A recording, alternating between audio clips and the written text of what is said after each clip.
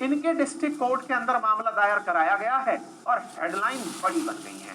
मतलब आप देखें, गवर्नमेंट ऑफ इंडिया इनका नाम लिखा गया है और कहा गया है within 21 days after service of this summon on you or 60 days if you are the United States or USA agency or an officer or employee of US described federal का कानून you must serve on the plaintiff an answer to attached complaint or motion under rule 12 of federal rules of civil procedure।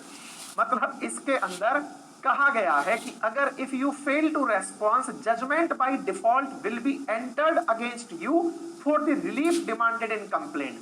मतलब इस भाई साहब ने हमारे खिलाफ complaint दायर करी और वो कंप्लेंट सुर्खी बन गई कि देखो कंप्लेंट हुई है आपके खिलाफ और उस कंप्लेंट में आपको समन किया गया है, हेडलाइन बन गई। ये तो इनकी कोर्ट को समझने वाली बात थी। इन्होंने इस कंप्लेंट के अंदर ये समझा ही नहीं कि इसके खिलाफ केस हो रहा है, क्या कुछ किया जा रहा है, इसमें मामला किया।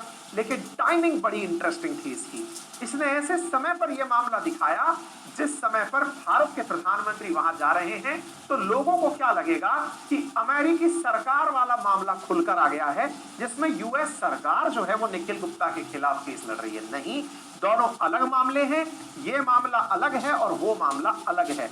यानी कि एक तरीके से अमेरिकी सरकार ने अभी तक अपने पन्ने नहीं खोले थे, अपने पत्ते नहीं खोले थे कि कौन है CC1, वही ये बंदा अपने पत्ते खोल चुका। इसको लगता है कि यही लोग CC1 हैं और इन्हीं को बुलाना चाहिए।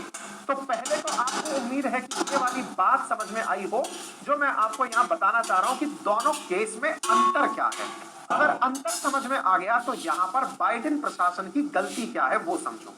इनके डिस्ट्रिक्ट कोर्ट ने अगर इस तरह का फैसला सुनाया है या इस तरह से समन भेजा है, समन किसी को भी भेजा जा सकता है, पार्टी किसी को बनाया गया उसको समन भेज दिया गया और समन पे अगर आप नहीं चाहते एक बार में तो आपको दोबारा समन भेजा जाता है। उनके यहाँ के कानून जिस तरह से आपको बुलावा देना चाहते हैं वैसे समन भेजा जाता है और अगर आप उन समन्स पर नहीं रिएक्ट करते तो फिर अगर फैसला सुनाया गया तो वो आपके खिलाफ भी सुनाया जा सकता है।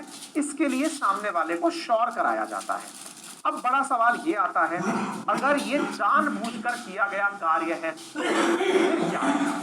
तो भाई साहब फिर तो यही माना जाएगा कि अमेरिका भारत को ये मैसेज दे रहा है, तुम जो अपने आप को अपनी विदेश नीति का जेम्स बॉन्ड समझते थे, असल में तुम हो नहीं, सारा खेल हम ही लोग करते हैं। हालांकि भारत सरकार की तरफ से, विदेश मंत्रालय की तरफ से विक्रम मिस्त्री साहब का स्पष्ट बयान आ गया और उन्होंने कहा कि इस बात को ज्यादा वैल्यू देने की जरूरत नहीं है।